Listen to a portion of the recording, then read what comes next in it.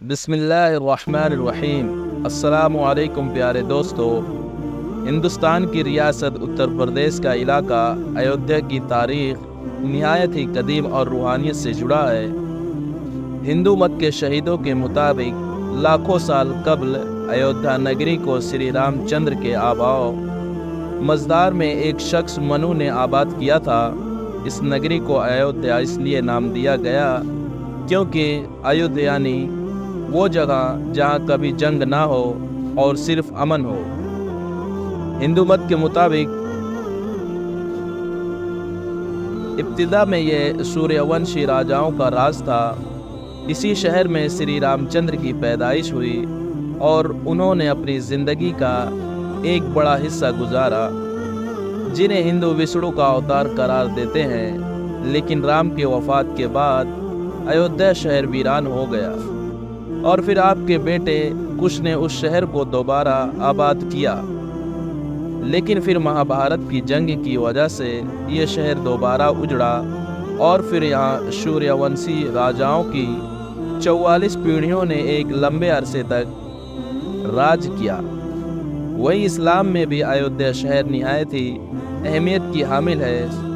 بعض مسلم صوفیہ اور مورخین کا ماننا ہے کہ ایودھیا شہر میں ہی حضرت آدم علیہ السلام کے بیٹے شیش علیہ السلام کی قبر ہے، اور اسی شہر میں نوح علیہ السلام کے پوتے ہند اور ایوب علیہ السلام کی قبر بھی موجود ہے۔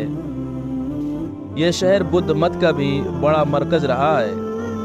تاریخ کے مطابق گوتم بدھ نے یہاں 19 برس گزارے اور ایک زمانے میں یہاں بدھ مت کے 20 مندر موجود تھے، جسے مہاراجا اشوک کے زمانے میں تعمیر کروایا گیا تھا۔ جب 6 صدی عیسوی میں عرب میں اسلام کا ظہور ہوا تو مسلم جراثیم اور لشکریں نے زمین اور سمندر کے راستے ہندوستان پر حملہ آور ہوئے۔ اسی زمانے میں طب تعبیر اور تباہ مسلم صوفیہ شمال ہند میں آنا شروع ہوئے اور اسلام کی ایجاد کی۔ لہٰذا 11ویں صدی اور 12ویں صدی کے اوائل میں ایودھیا میں بھی اسلام نے جنم لیا اور یہاں کے لوگ بھی اسلام سے متاثر ہو کر دین حق کو قبول کرنے لگے۔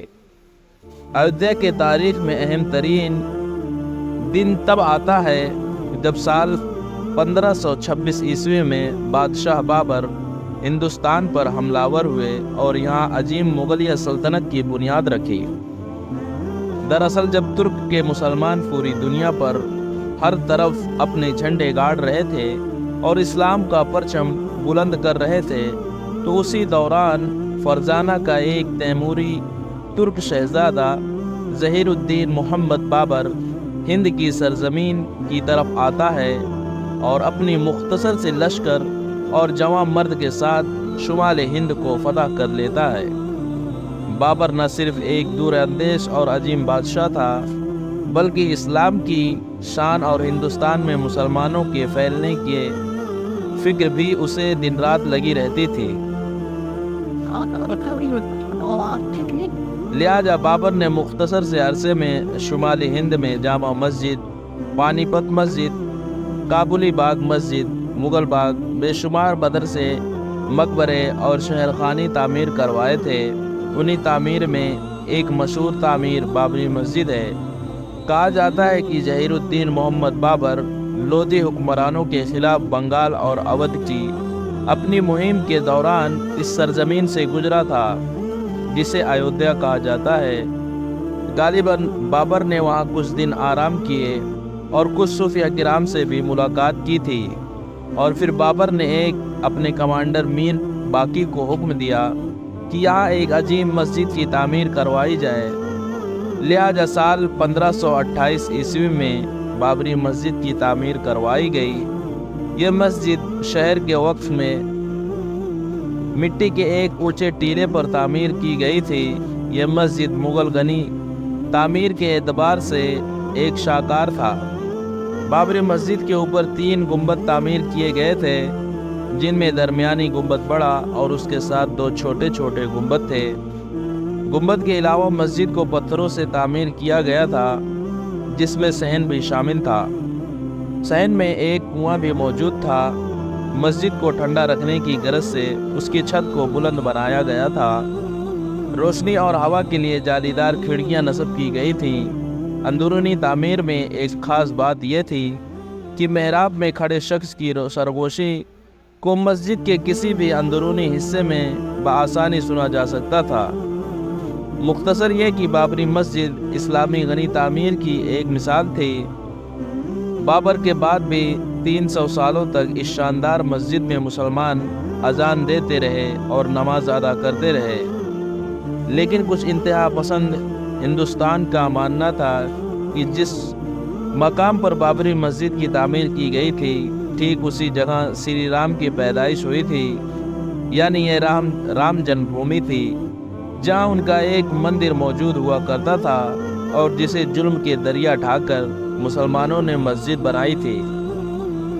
لیکن یہ بات سراسر جھوٹ پر مبنی ہے، کیونکہ اگر بابر کسی مسجد کو مار گرا کر عبادت گاہ کی تعمیر کرتا تو ایسی کسی مسجد میں اس دور کے علماء اور مفتیاں نماز پڑھنے کا بھی کبھی فتویٰ نہیں دیتے۔ اسلامی تاریخ میں ایسی مثالوں موجود ہیں جب کسی عبادت گاہ کو توڑ کر زبردستی اگر مسجد کی تعمیر ہوئی ہے تو بعد میں اس مسجد کو بھی توڑ دیا گیا۔ مثلاً ولید بن عبد الملک کے دور میں دمشق کی مسجد، جسے ایک گرجے کو توڑ کر بنایا گیا تھا، لیکن جب خلیفہ کو اس کی خبر ہوئی تو اس نے مسجد کو گرا کر دیا۔ اسی طرح حضرت عمر بن عبدالعزیز کے دور خلافت میں ایک مسجد کو توڑ دیا گیا تھا، کیونکہ وہ مسجد کسی گرجے کی زمین پر تعمیر ہوئی تھی۔ تاریخ گواہ ہے کہ محمد بن قاسم سے لے کر بہادر شاہ ظفر تک اگر مسلم بادشاہ مندر توڑ کر مسجد بنانا شروع کر دیتے تو آج ہندوستان میں لاکھوں مندر موجود نہیں ہوتی۔ لہذا پروفیسر رام شرما نے اپنی تصنیم میں مغل ایمپائر آف انڈیا اور پروفیسر رام پرساد کھوسلا کی مغل کنگ شپ نے ان پر رکھی نے یہ صاف لکھا ہے کہ تاریخ میں ایسی کوئی شہادت نہیں ملتی کہ بابر نے کسی مندر کو گرا کر یا کسی ہندو کو نقصان پہنچا کر وہاں مسجد کی تعمیر کی تھی۔ 1707 عیسوی میں آخری طاقتور مغل بادشاہ اورنگزیب عالمگیر کی وفات کے بعد جلد ہی مغلیہ سلطنت کا زوال ہو گیا۔ اودھ اور شمالی ہندوستان کے نواب بھی کمزور پڑنے لگے، جس پر اب برطانیہ یعنی انگریزی حکومت کا قبضہ ہو چکا تھا۔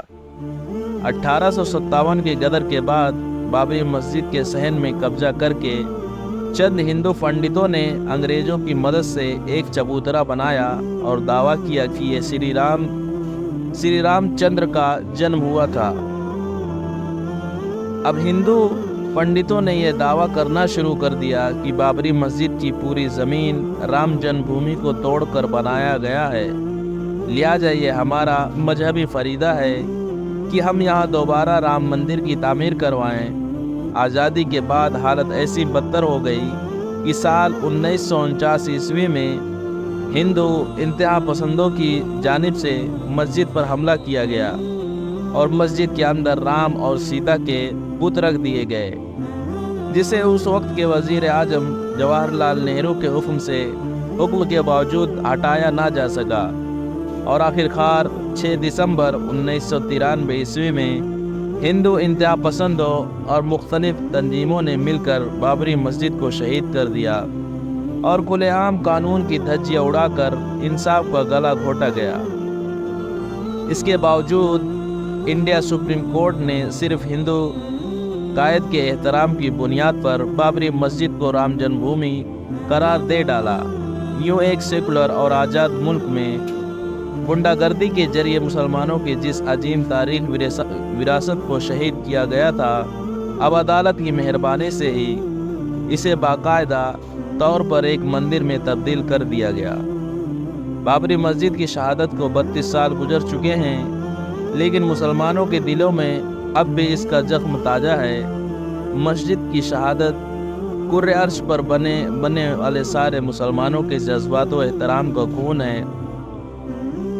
مسجد کی عمارت کو شہید کر دی گئی، لیکن مسجد کو پاکیزہ اور مقدس سرزمین زبانی حال سے آج بھی نوح کے خون کے آنسو رو رہے ہیں، جہاں کبھی لا شریک معبود کے آگے سر جھکایا جاتا تھا اور معبود برحق کی بندگی بجا لاتے ہوئے جو ایمان والوں کے سجدہ ریزہ سے منور تھے، وہاں اب بتوں کی پرستش ہو رہی ہے۔ ظاہر کی بابری مسجد کی روح بے چین ہے۔